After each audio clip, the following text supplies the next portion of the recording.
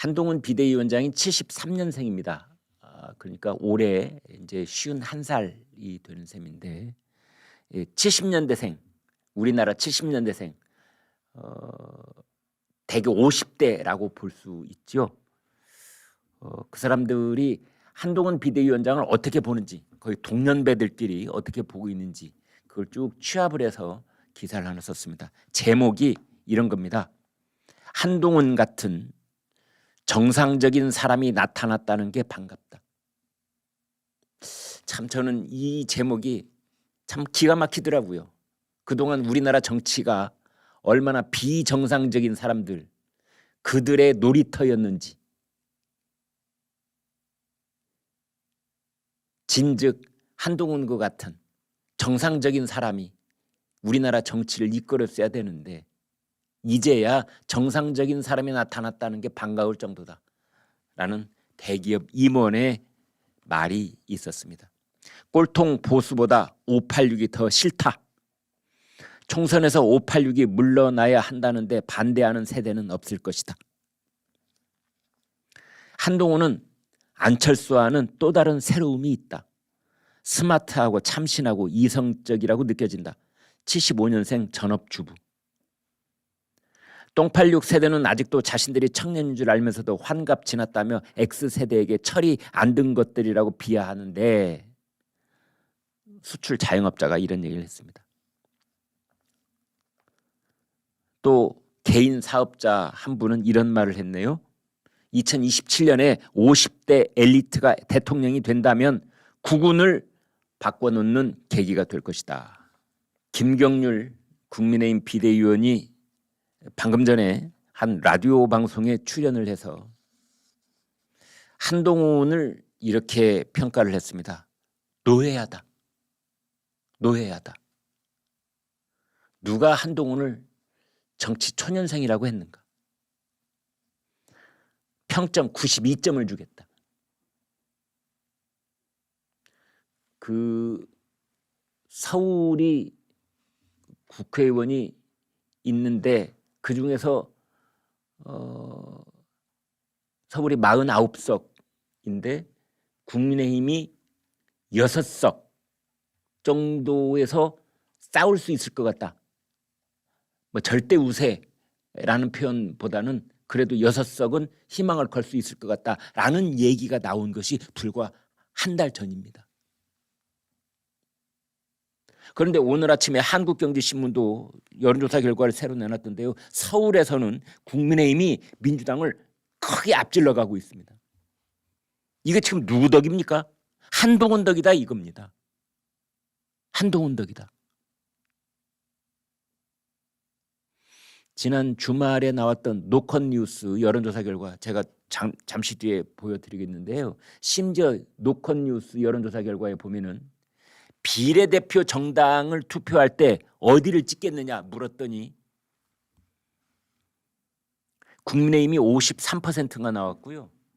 그다음에 민주당이 40%인가. 양쪽이 무려 13%포인트 차이로 한동훈이 이끄는 국민의힘 쪽에 비례정당이 나오면 거기에 표를 주겠다 이런 대답이 나오고 있습니다.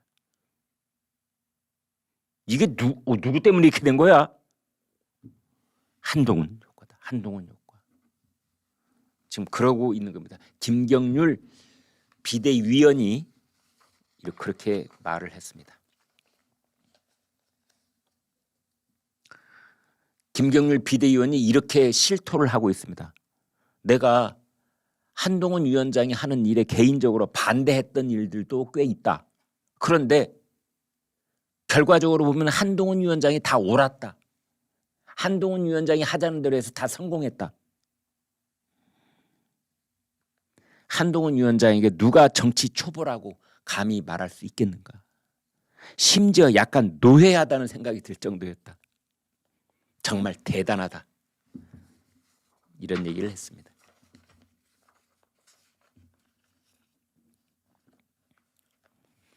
여러 가지 요인이 있는데 국민의힘이 민주당에 비해서 매우 순조롭게 공천을 진행하고 있다라는 점이고요. 인요한 비대위원장이 얘기했던 이른바 TK, PK 여당 중진들의 험지 출마, 불출마, 그때 그것 때문에 그렇게 사단이 났었지 않습니까?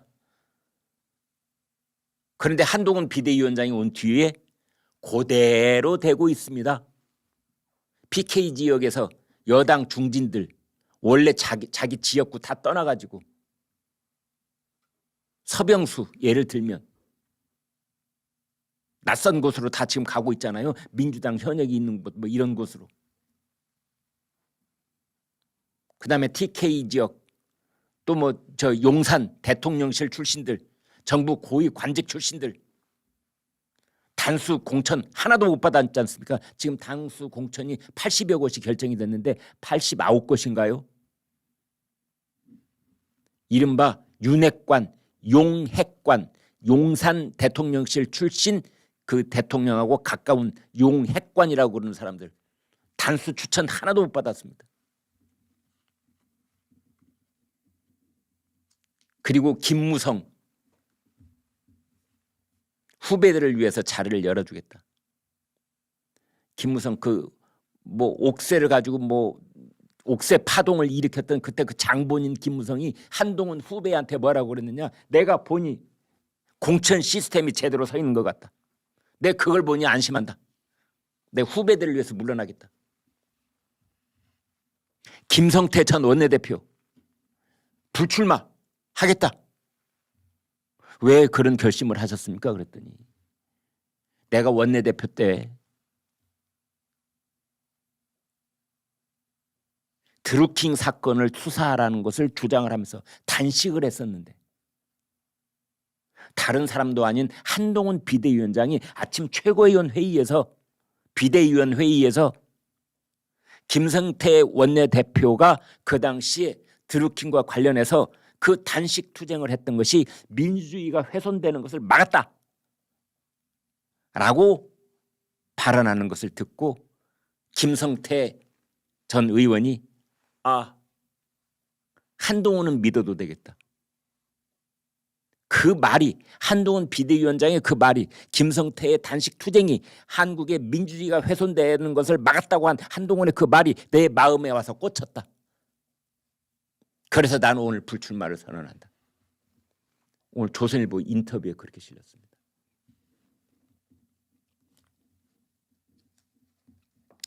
오늘 아침에 지금 국민의힘의 장동혁 사무총장이 뭐라고 했느냐. 방금 전에 한 얘기입니다. 서울 강남을에 공천을 신청한 박진 전 외교장관, 이원모 전 대통령실 인사비서관. 미안하지만 강남을은 안 되겠어. 두 분 다. 한 사람은 용핵관, 한 사람은 고위공직 장관. 두 사람 다 수도권 내 다른 지역구로 가세요. 이렇게 거의 결정이 됐다라고 얘기를 하고 당사자들하고 협의 중이다.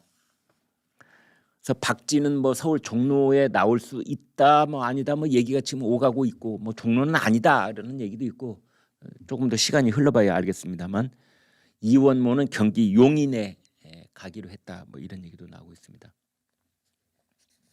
장동혁 사무총장 이렇게 말했습니다. 윤석열 정부 내각이나 대통령실에 있었던 분 중에서 필요하다면 우리 당이 필요로 하는 어려운 지역이나 경쟁력 있는 후보자를 내기 어려운 지역에서 좀 싸워주셨으면 좋겠다는 입장을 공천 전에도 밝혔고 두 분께서 그걸 수용했다고 했기 때문입니다. 현재로선 경쟁력 있는 후보가 없는 지역에 가주셨으면 좋겠다는 입장입니다. 라고 말했습니다. 경쟁력 있는 후보가 없는 지역, 이건 무슨 뜻이냐? 험지에 가달라는 뜻입니다. 험지라는 말을 의도적으로 잘 안 쓰는 것 같아요. 대한민국 전 국토가 어떻게 보면 험지 아닌 곳이 어디 있겠으며 어떻게 보면 험지라는 말을 써서는 안 되는 곳 아니냐. 다 우리 땅인데 집권 여당이 험지라는 말을 함부로 입에 올리면 되겠느냐. 다 우리 국민, 우리 유권자가 살고 계시는 그런 곳인데 그곳을 험지라니. 이건 말이 안 되는 거다.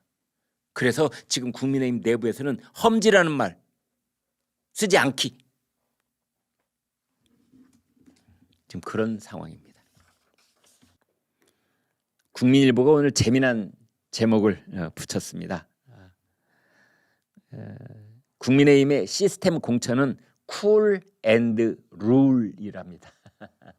쿨 앤드 룰. 정영환 공관위원장 이렇게 말했습니다. 출신과는 무관하게 승리 가능성 있는 분들을 쿨하게 정했다. 한동훈 위원장은 뭐라고 했느냐? 과거엔 룰을 정확하게 정하지 않은 상태에서 사람을 보면서 룰을 바꿔나가는 문제가 있었다. 소위 호떡 공천에서 누가 승복할 수 있겠느냐? 그렇습니다. 이게 참 귀에 걸면 귀걸이, 코에 걸면 코걸이, 위인설관, 위인설정, 위인설룰 이런 걸 했었지요. 어떤 사람은 어디다 꽂아야 되는데 야 지금 거기 규정이 어떻게 돼 있어 좀 알아봐봐. 아 뭐 나이 뭐 음주운전 뭐 이런 게 있어 고쳐 해가지고 그 사람이 딱 그 공천을 받게 그렇게 했었는데 한동훈은 그거 안 하겠다는 거 아닙니까? 처음 정해진 룰대로 하겠다. 이제 그게 룰입니다. 그리고 정영환 공관위원장은 봐라 용액관 다 배제됐잖아. 단수공천에 쿨하게 했다. 쿨. 한동훈 위원장은 룰대로 했다. 쿨 앤드 룰. 여기에서 가장 화제가 됐던 사람은 석동현 전 민주평통 사무처장입니다. 석동현. 윤석열 대통령하고 대학 동기고 뭐 40년 지기라고 했었죠. 그래서 다른 사람은 몰라라. 석동현 이 사람은 단수공천 받을 것이다. 다들 그렇게 보고 있었거든요. 그런데 웬걸 송파갑 TV조선 정치부장 출신 박정훈 이 사람이 단수공천을 받았지 않습니까? 그래서 와 박정훈이 그렇게 영향력이 막강했어 뭐 이런 얘기도 저희가 농담처럼 하고 그랬는데 그래서 사람들이 다 거기에 오 용액관 또는 뭐 윤핵관 또 윤석열 대통령하고 친소관계에서 공천이 결정된다는 말 아 그건 아니구나 다들 그런 얘기를 하게 됐던 것이지요. 그게 상징적인 장면이었다 지금 이러고 있습니다.